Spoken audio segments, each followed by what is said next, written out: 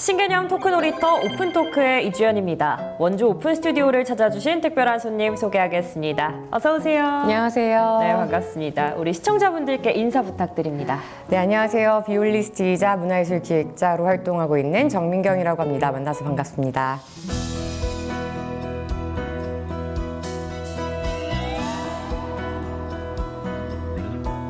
네, 반갑습니다. 정말 다양한 직업을 가지고 계신데요. 네. 비올리스트이자 또 클래식 강연자시기도 하시고 또 작가면서 크리에이터까지 하신다고 들었습니다. 또 요즘에는 기획자로서도 활동을 하고 계시다고 들었는데 궁금한 것들이 굉장히 많은데 또 차차 한 번씩 여쭤보도록 하겠습니다.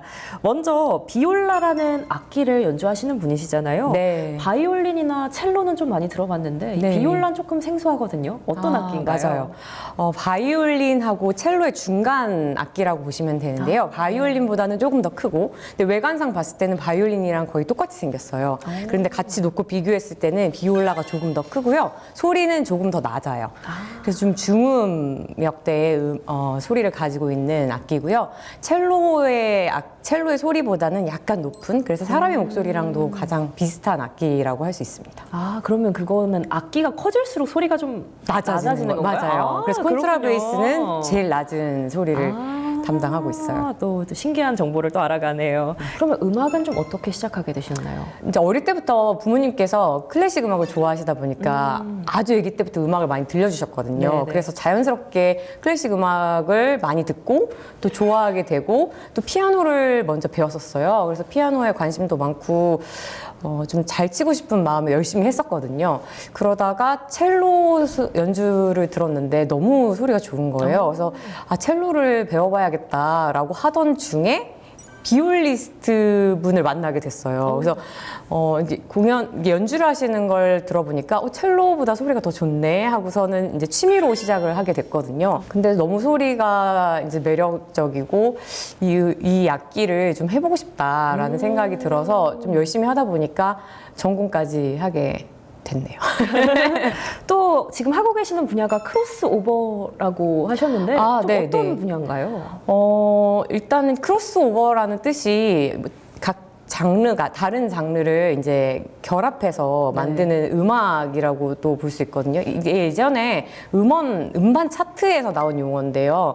뭐 락이랑 재즈가 합쳐져가지고 이거를 락에다가 넣어야 되나 재즈에 넣어야 되냐 이런 이제 고민에 있다가 크로스오버라는 이제 장르가 만들어졌다고 제가 들었어요. 저도 이제 클래식으로 시작은 하긴 했지만 다른 음악들에 관심을 많이 갖게 됐었거든요.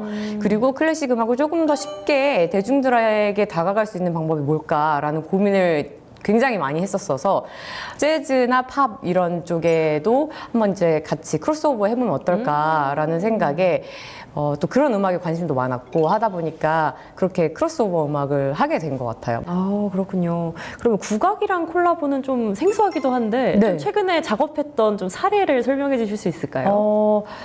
아주 최근에 하고 있는 작업은 저희 외국 분들이 음악을 전공하신 분들인데 다 각자 다른 악기를 하시는 분들이세요. 근데 그분들이 지금 국악을 하는 프로젝트가 있거든요. 외국인들이 네, 국악을? 외국인들이 국악을. 그래서 그분들이 음악을 아무래도 이제 다른 악기긴 하지만 국악에 대한 이해도 필요하고 국악에 대해서 많이 음악을 들어보시고 또 하는 그런 과정에서 국악을 좋아하시기도 하고 또 이제 재미를 느끼신 거예요. 그래서 그 하는 이제 과정들이 뭐 어려움도 있지만 당연히 그 부분이 굉장히 흥미롭기도 하고 아마 대중들도 되게 재밌게 생각하실 것 같아요. 그 맞춰가는 과정이 굉장히 재밌는 요소가 많을 것 같다는 생각이 드는데 그럼 앞으로 또 콜라보를 해나가고 싶은 장르가 있으실까요?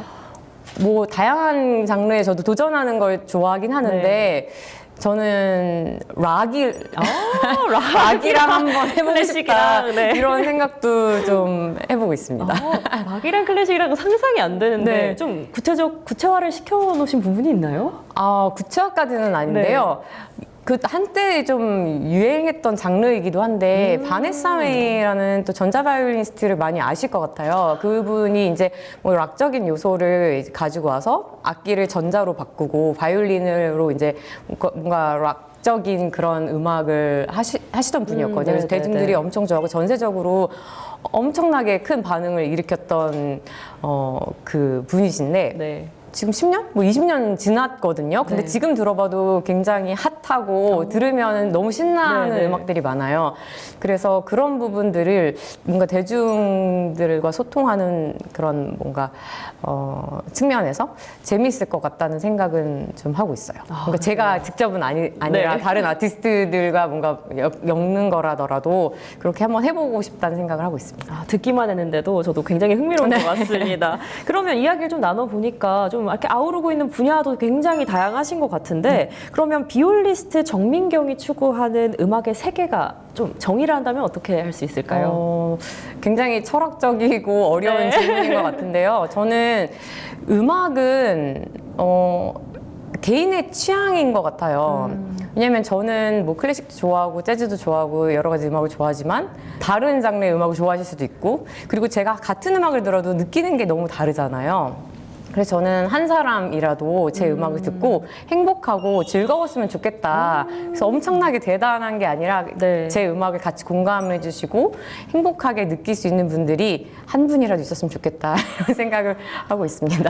네, 그러면 이렇게 또 연주가로서 승승장구를 하다가 또 클래식 강연이랑 작가로도 이렇게 활동을 하고 계시잖아요. 그렇게 좀 튼데는 이유가 있나요? 클래식 음악이 막상 제대로 알고 들으면 너무 재밌는 분야이기도 하거든요. 그래요. 그래서 그런 부분을 좀 알려드리고 싶었어요. 네. 그래서 클래식 음악이 어렵지 않고 우리 가장 가까이에 있는 음악이고 좋다라는 생각을 하실 수 있을 것 같다라는 생각에 좀 이게 클래식 음악을 연주만 하는 것보다 소개도 해드리고 뭔가 뭐 이야기도 나누고 하다 보니까 반응이 되게 좋은 거예요.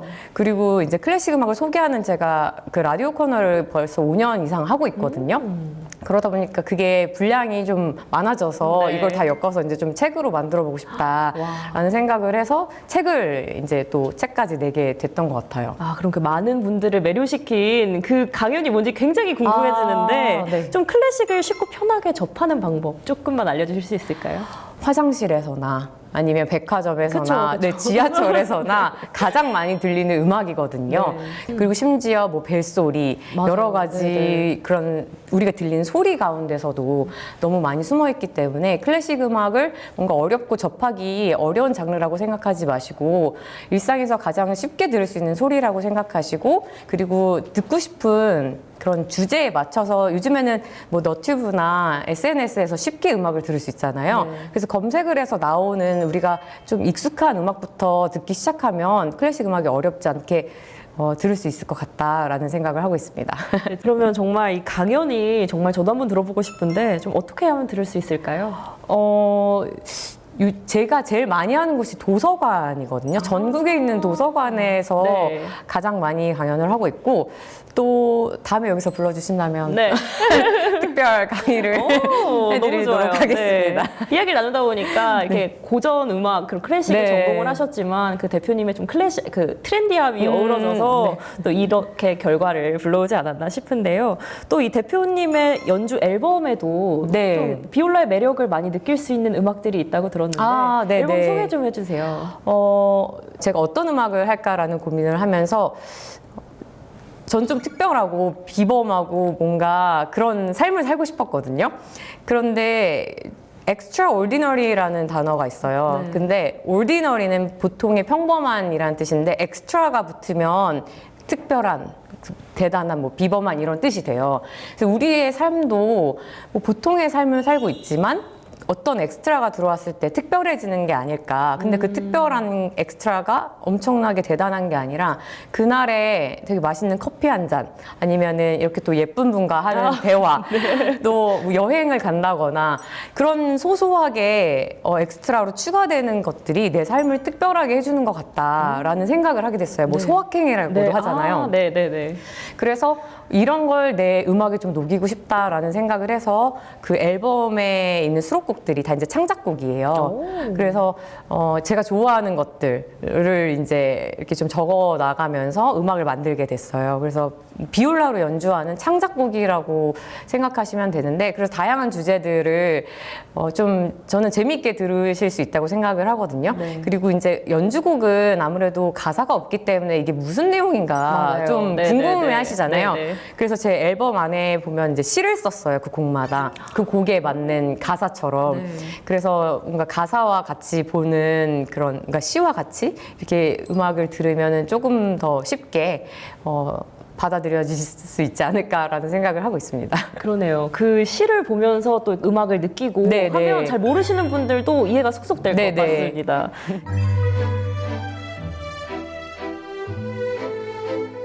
정민경 대표와 함께하는 오픈 토크, 잠시 후 2부에서 이어집니다.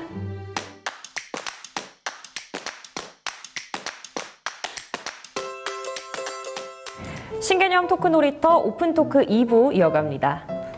그러면은 이번에는 정민경 대표님의 기획자로서의 활약에 대해서 한번 이야기를 해보려고 하는데요. 또 이렇게 공연 기획을 시작하게 된 계기가 좀 있을까요? 네. 제가 대학교 2학년 때 네. 이제 휴학을 하고 어학연수를 갔었거든요. 근데 그때 제가 굉장히 시골 쪽으로 갔는데 그 동네에는 공연도 잘 없었어요. 그래서 클래식 음악이 한번 열리면 많은 분들이 이렇게 보러 가시는 거예요. 그래서 그거를 보면서 내가 여기서 독주회를 해야겠다라는 생각을 네. 했어요. 그러면서 독주회를 이제 기획을 하다 보니까 처음부터 정말 끝까지 제 그 독주에 다 참여를 하게 됐는데, 처음에 장소 섭외부터 뭐 홍보 아니면 협찬 네. 이런 것들을 하고 이제 연주까지 다 진행을 해서 2회 공연을 했거든요. 와. 근데 그 당시에는 이제 무명의 비올리스트잖아요. 네.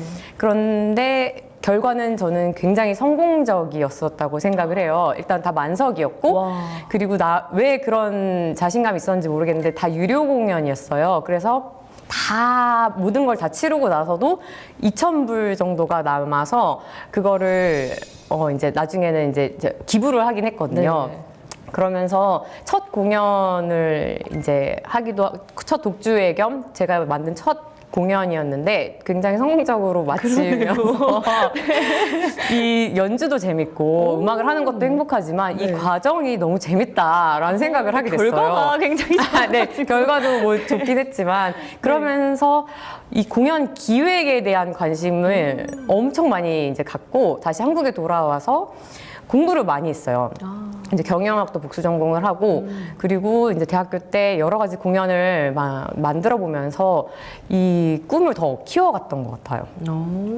그러면 그때 했던 그 유학인가요? 네, 어학연수 네, 가서, 어학연수 가서 네. 했던 그 처음에 굉장히 어려웠을 것 같은데 어떠셨어요? 너무 약간 맨 땅에 헤딩 같은 느낌이 맞아요. 근데 그때 그냥 열정과 패기가 넘쳤던 것 같아요. 열정과 그래서 패기로. 뭔가 거기 이제 호텔을 직접 찾아가서 네. 호텔 매니저한테 메일을 보내고 나는 여기서 이렇게 뭐 독주회를 할 건데 협찬을 좀 받고 싶다.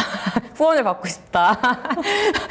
그 되게 네. 황당했을 것 같은데 네, 네, 네. 그렇게 또 미팅을 막 했어요. 와, 미팅도 하고 또 다른 업체에서도 뭐 이렇게 후원도 받고 협찬도 받고 네, 그렇게 했는데 어쨌든 부딪히고 도전해 보니까 또 되는 부분들도 있었잖아요. 네. 그래서 그게 뭐 제 성향이랑도 잘 맞았던 것 같아요. 그런 또 열정과 패기가 또 네. 성공 비결이지 않았나 싶습니다. 그럼 이렇게 무대를 준비할 때 그 네. 플레이어의 입장에서랑 또 공연 기획자로서의 입장이 좀 다를 것 같은데 좀 네. 어떤 점이 좀 가장 다른가요? 음악만 이제 예를 들어도 정말 오랜 시간 공부하고 연습하고 공연으로 이제 나타내야 되는 부분이 있잖아요. 네네. 그러니까 그 짧은 시간에 좋은 연주를 만들기 위해서 정말 오랜 막 그 고충과 한 곡을 기다림과 몇 개월씩 친다고 들었습니다. 맞아요. 인내심과 이런 여러 가지들이 필요한데 이제 또 비해서 공연 기획은 정말 이 공연이 만들어지기까지 뭐 초반에 정말 초기 기획 단계부터 재원 조성 그리고 뭐 장소 섭외 그리고 음향 뭐 조명 여러 가지 많은 그런 전문가들이 또 함께 모여서 진행을 해야 되는 거잖아요. 또 출연진도 관리해야 되고 끝나고 또 잘 마무리하기 위해서 정산도 잘 해야 되고 제일 중요하죠. 출연료도 잘 네. 드려야 되니까 네. 여러 가지 되게 복잡한 것들이 얽혀 있는 게 공연 기획인 것 같아요. 그러다 보니까 신경 써야 될 것도 굉장히 많고, 그리고 공연이라는 건 굉장히 또 특수한 부분이 시간 예술이라고 저는 얘기하거든요. 네. 그 시간에만 볼 수 있고 그 장소에 가야만 볼 수가 있는 거라 네. 실수를 하면 안 되잖아요. 네, 네. 그러다 보니까 더 많은 긴장감과 또 그거에 정말 완벽하게 준비하기 위해서 준비도 더 많이 해야 되고, 그래서 각각의 또 고충과 어려움이 또 다른 것 같아요. 정말 네, 다른 것 같아요. 그러면 또 지금까지 굉장히 많은 무대에 서셨을 것 같은데 네. 좀 가장 기억에 남는 무대가 있었을까요? 많은 것 같아요. 여러 가지 의미로 뭐 좋아서도 그렇고 힘들어서도 그렇고. 근데 지금 제가 이제 공연 기획자, 뭐 사실 이제 공연 기획자라고 하기는 조금 더 축소된 것도 있는데, 제가 지금 하고 있는 거는 국제 문화 교류를 기반으로 하는 공연과 축제, 그리고 또 방송 콘텐츠를 기획을 하고 있어요. 그러니까 좀 범위가 더 넓어지다 보니까 더 복잡해지고 더 어려움이 많은데, 그리고 제가 국제적인 걸 지금 많이 하고 있다고 했잖아요. 그러다 보니까 이제 해외 팀들이 한국에 들어와서 공연을 한다거나 아니면은 국내 팀들이 해외에 가서 공연을 하는 뭐 그런 일들을 좀 많이 하거든요. 근데 제가 처음으로 이렇게 국제적인 무대에 운영을 했던 게 아무래도 가장 기억에 많이 남는 것 같아요. 네. 그때가 뭐 더 어릴 때긴 하고 훨씬 더 옛날이긴 한데, 그 당시에 거의 해외팀이 25팀 정도, 그리고 국내 팀도 25팀 정도에서 거의 50개 팀이 공연을 하는 국제음악 축제였어요. 근데 그때 그 해외에 관련된 모든 일을 제가 이제 관리와 운영을 처음 이제 맡았던 거였는데, 그래서 몇 날 며칠 밤을 새고, 그러니까 잠도 안 그리고 오셨을 네, 일일이 너무 많고, 그리고 소통을 이제 많이 해야 되는 부분이 있잖아요. 근데 그 뭐 말이 25팀이지 인원수로 따지면 200~300명 정도였거든요. 그래서 이분들을 관리하고, 또 그 안에서 정말 사건 사고들이 많았어요. 배탈이 나가지고 갑자기 막 응급실에 실려가서 공연을 못 하신 분도 있고, 그러니까 그때 너무 사건 사고도 많고 일도 너무 많았어서 그때 무대가 제일 기억에 많이 남는 것 같아요. 가장 힘들었고 또 뿌듯하기도 하고, 그 행사 자체가 너무 오랜 기억으로 남는 것 같습니다. 그래도 그런 우여곡절 끝에 너무 성공적으로 올려가지고 아, 더 네. 이렇게 인상적이고 좀 애틋하고 한 것 같습니다. 맞아요. 네, 그럼 지금 이렇게 이야기 나눠보니까 지금 뭐 거의 뭐 5잡? 6잡 하고 계신 것 같거든요. 이렇게 좀 삶을 활발하게 좀 살아갈 수 있는 좀 원동력이 있을까요? 그냥 저는 그 일을 일이라고 생각 안 하고 너무 재밌게 하고 있어요. 네. 그래서 좀 쉬는 날에도 그냥 이렇게 잘 쉬지 않고 뭔가를 자꾸 하거든요. 세상에. 그러니까 저는 그 기획을 해서 이렇게 현실화되는 그 과정이 너무 재밌어요. 그러니까 뭔가 머리에만 있던 것들이 진짜 실제 뭔가 이렇게 나오는 거잖아요. 축제든 공연이든. 네. 그래서 그렇게 이루어지는 과정과 그냥 그 과정들이 다 너무 재미가 있어서 되게 그 재미가 원동력이 되지 않나 싶어요. 와, 요즘에 그 MBTI 유행하잖아요. 네. 제가 한번 맞춰보고 싶은데 혹시 네. N프제 맞으신가요? 오, 맞아요. 정확합니다. 그러실 것 같았습니다. 네, 한국에서 제가 모든 제일 것에 없다고. 열정이 네. 넘치시는 게 N프제일 것 같았습니다. 그러면 이렇게 열정 굉장히 넘치시는 비올리스트 정민경 대표님의 최종 꿈이 뭘까요? 최종 꿈이요? 되게 어려운 질문인 것 같아요. 아무래도 그 되고 싶은 게 많으시다 보니까. 네, 어쨌든 있긴 한데, 저도 네. 이제 뭐 10년 정도의 꿈, 20년 후, 30년 후, 이렇게 나름 이렇게 계획을 많이 세우고. 확실히 제의가 많으시네요. 네, 엄청난 제의예요. 그 대문자 제의인데, 이렇게 세우고 살아가는 편인데, 뭐 이제 가까이에 있는 뭐 그런 것들도 있지만, 어쨌든 저는 국제문화예술 교류에 있는 제가 이제 선택한 이 분야에서 네. 가장 최고가 되고 싶다라는 와, 생각은 하고 있어요. 그래서 사람들이 근데 그냥 저만 최고로 끝나는 게 아니라 제가 뭔가 기획하고 이제 이런 운영하고 했던 그런 모든 행사들, 이런 것들이 사람들이 와서 너무 행복하고 즐겁다라는 그 기분을 계속 저도 느끼고 싶어요. 이제 그분들이 행복해하는 모습을 보면 더 저도 행복하거든요. 네네. 그래서 모든 사람들이 행복해하는 그런 일들을 계속 하고 싶다. 네, 라는 생각을 하고 있습니다. 그러면 그렇게 행복하게 또 즐겁게 음악 즐겨주실 마지막으로 강원도민 분들께 한마디 부탁드립니다. 네.